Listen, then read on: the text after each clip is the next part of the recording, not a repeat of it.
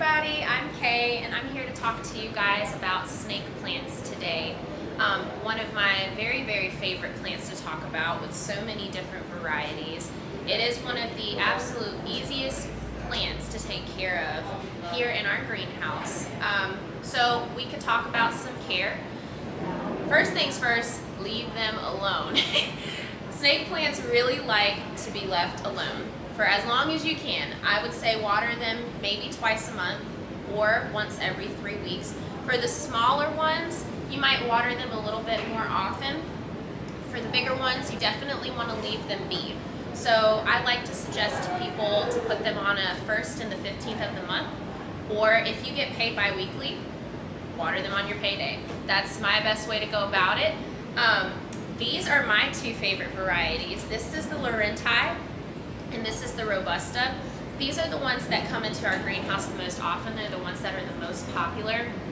The Laurenti have these yellow edges on the sides, and the Robusta have these stripes that are a little bit of a darker green. Fertilization for a snake plant is just like fertilization for your typical house plant. You can fertilize them during the growing season, so fertilizing them one time a month.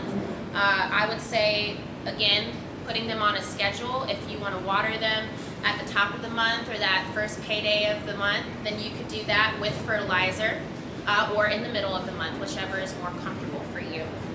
Seeing that there is, I think, more than 70 or 80 different varieties of snake plants, these ones are my favorite, but we also get in multiple different kinds of varieties depending on what we've got coming during the week. This is a very easy plant to repot as well.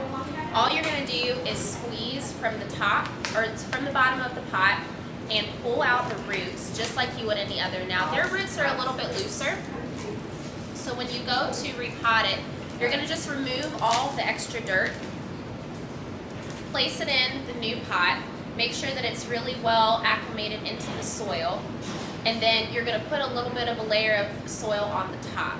Look at their roots, it's so beautiful.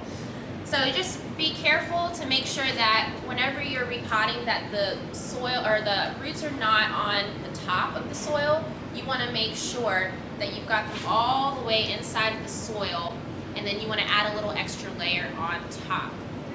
The cool thing about snake plants is actually NASA has tested these plants, and they are the most air detoxifying plant that you could have in your home. So I always tell people, put them in your bedroom. If you can have 20 of them, put them around your house, because they truly are like a built-in air purifier and filter for your home. Also, for those of you who are into good fortune and feng shui, this plant is used to balance out good fortune and good energy in the household. So overall, this is a no-brainer plant. I love this one, and because it's so easy to take care of, it's such an awesome plant to have in any different space.